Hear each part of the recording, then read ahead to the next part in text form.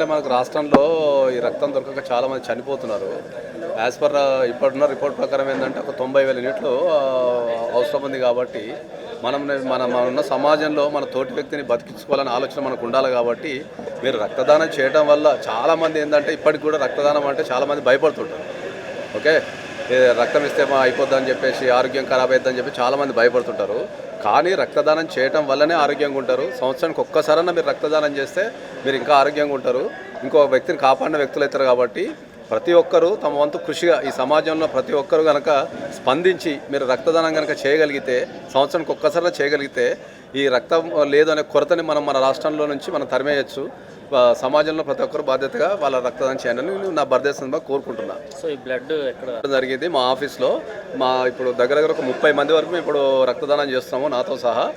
కాబట్టి ఈ కార్యక్రమానికి సహకరించిన మహేంద్ర అన్నకు, తర్వాత మా ప్రవీణ్ అన్నకు, తర్వాత మీడియా మిత్రులకు, నా స్టాఫ్, రాష్ట్ర వ్యాప్తంగా ఉన్న నా అభిమానులకు అందరికీ నేను కృతజ్ఞతలు చెప్తున్నాను.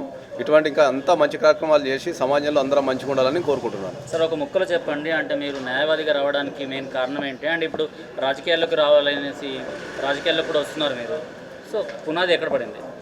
ఇప్పుడు న్యాయవాదిగా అయితే మన సమాజంలో ఉన్న అసమతలు తొలగించి ప్రజలకు న్యాయం చేయాలనే ఉద్దేశంతోనే మనం న్యాయవాదిగా వృత్తి ప్రారంభించడం జరిగింది. దానికి తగ్గట్టు గత 15 సంవత్సరాలుగా న్యాయ వృత్తిలో రాణిస్తున్నాము. ఇప్పుడు రాజకీయాల్లోకి రావడానికి గల ప్రధాన కారణం ఏంటంటే సమాజంలో ఎప్పుడైతే ఉన్నాయో, ఇప్పుడు మనం ఫారిన్ కంట్రీస్ చూసుకుంటున్నాం, అవి చాలా వెల్ డెవలప్డ్ కంట్రీస్ ఉన్నాయి. సో ప్రధానంగా నేను రాజకీయాలకు రావడానికి గల కారణం ఏంటంటే ప్రజలలో మార్పు రావాలి, రాజకీయ నాయకులలో కాదు మార్పు రావాల్సింది. ఎందుకంటే ఇప్పుడు మనం రాష్ట్ర వ్యాప్తంగా కనుక చూసుకుంటే మన జనాభా ఒక 4 నుంచి 5 కోట్లు ఉంది అనుకుందాం. ఈ 4 నుంచి 5 కోట్ల మధ్యలో ఉన్న రాజకీయ నాయకులు ఎంతమంది ఉంటారు? ఓ 2,000 మంది, ఓ 3,000 మంది, ఓ 4,000 మంది, మహా అంటే ఒక 10,000 మంది ఉంటారు. ఓకే, ఈ 10,000 మందిని జనాల్ని మార్చడం కాదు, జనాలే వీళ్ళని మార్చాలి. ఎందుకంటే ప్రధానంగా నేను చెప్పేది ఏంటంటే ఫారిన్ కంట్రీస్ డెవలప్ కావడానికి గల ప్రధాన కారణం ఏంటంటే అక్కడ వ్యవస్థను పట్టించుకుంటారు, వ్యక్తుల్ని పట్టించుకోరు. ఓకే, మన ఇండియాకి వచ్చారికి ఏమైందంటే వ్యవస్థను మర్చిపోతారు, వ్యక్తులను పట్టించుకుంటారు.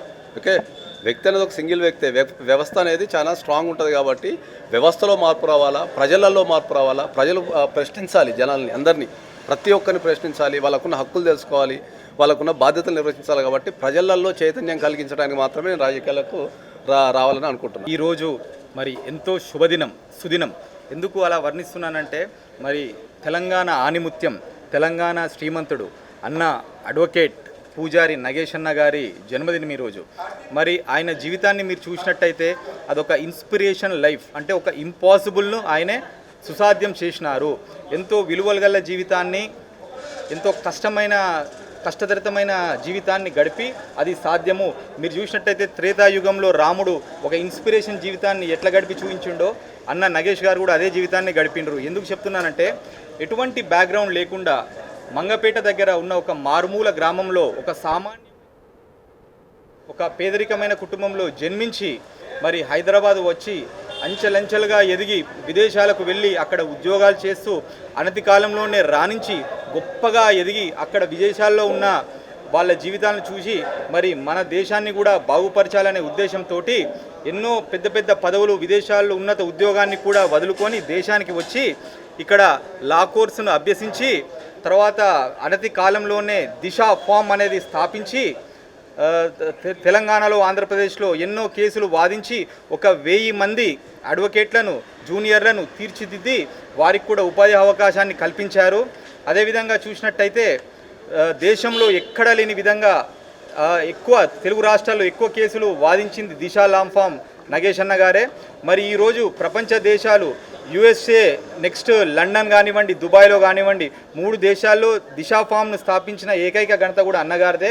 మరి అదేవిధంగా చూసినట్టయితే ఆయన మానవత్వానికి ప్రతిరూపం, సేవకు కూడా ప్రతిరూపం. ఆయన వికలాంగులకు, వృద్ధులకు, సీనియర్ సిటిజన్లకు, మహిళలకు ఉచితంగా కూడా న్యాయ సలహాలు అందించారు.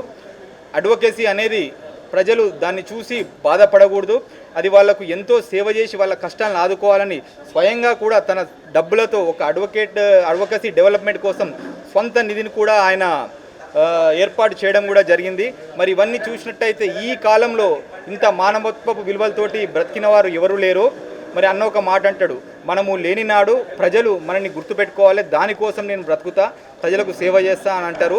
మరి ప్రజలంతా కూడా ఏం కోరుకుంటున్నారంటే ఆయన అనతి కాలంలో త్వరలోనే చట్టసభల్లో కూడా వెళ్ళి చట్టసభల్లో రాణించి ప్రజాసేవ చేయాలని ఎంతోమంది కోరుకుంటున్నారు. మరి ఒక మార్గదర్శమైన ఒక ఇన్స్పిరేషన్ జీవితం గడిపిన అన్నకు మరొకసారి శుభాకాంక్షలు తెలియజేస్తూ వారికి ఉన్నత పదవులు గొప్ప పేరు ఆయురారోగ్యాలు దక్కాలని కోరుకుంటున్నాను. నమస్కారం. Thank you. మిత్రులందరికీ నమస్కారం. మీడియా మిత్రులకు ఈరోజు అన్న నాగేశ్వరన్న పూజారి జన్మదినం సందర్భంగా ఇంతటి గొప్ప కార్యక్రమానికి శ్రీకారం చుట్టినందుకు అన్నకు హృదయపూర్వక జన్మదిన శుభాకాంక్షలు అభినందనలు తెలియజేస్తున్నాను. ఎందుకంటే ఈరోజు ఇక్కడ రక్తదానం ఒక 30+ మంది అంటే 30 మందికి పైగా రక్తదానం చేయడం జరుగుతుంది. అన్న అడ్వకేట్స్, అభిమానులు, ఇష్టం ఉన్న వాళ్ళు, ఇక్కడ బ్యానర్స్ చూసి వచ్చిన వాళ్ళంతా ఒక మంచి కార్యక్రమం కాబట్టి సేవా కార్యక్రమం. ఇప్పటికే మనం తెలంగాణ రాష్ట్ర వ్యాప్తంగా ఒక 90,000 యూనిట్లు మనం షార్టేజ్లో ఉన్నాం కాబట్టి సాధ్యమైనంత వరకు సంవత్సరానికి ఒక్కసారైనా మనం బ్లడ్ డొనేషన్ చేసేలాగా అందరినీ ఇన్స్పైర్ చేయాలని ఒక గొప్ప కార్యక్రమం అన్న అడగగానే చేపించాడు. కాబట్టి అన్నకు ఒక్కసారి అభినందన తెలియజేస్తూ ప్రతి ఒక్కరూ ఇలాగే అన్నలాగా సామాజిక బాధ్యతతో సమాజంలో మీరు ఉన్నటువంటి స్థాయి, మీ హోదాను బట్టి మీరు సంవత్సరానికి ఒక రక్తదాన శిబిరం మీ బర్త్డే రోజు కనుక ఏర్పాటు చేసి ఒక మంచి కార్యక్రమం చేస్తే మనం ఈ షార్టేజ్ అనేది లేకుండా చేయవచ్చు. ఇక్కడ ఈరోజు చేసినటువంటి క్యాంపుకు మనం నిమ్స్ హాస్పిటల్ వాళ్ళని పిలవడం జరిగింది. నిమ్స్ హాస్పిటల్ బ్లడ్ బ్యాంక్ వారు వచ్చారు. అలాగే బీరప్ప డైరెక్టర్ సార్ గారికి విధంగా ధన్యవాదాలు తెలియజేస్తున్నాను. మెడికల్ స్టాఫ్ అందరికీ ధన్యవాదాలు తెలియజేస్తున్నాను. కాబట్టి ప్రతి పౌరుడు సంవత్సరానికి ఒక్కసారి మీ బర్త్డే రోజున జన్మదిన శుభాకాంక్షలతో ఒక డొనేషన్ చేసి మీ దగ్గరలో ఉన్న బ్లడ్ బ్యాంక్ వెళ్ళి చేసి ఇలాంటి కార్యక్రమాలు చేస్తున్న వారికి సపోర్ట్ చేస్తూ మంచి కార్యక్రమాలకు సపోర్ట్ చేస్తున్న మీడియా మిత్రులకు, రక్తదాతలందరికీ నేను పేరు ధన్యవాదాలు తెలియజేసుకున్నాను.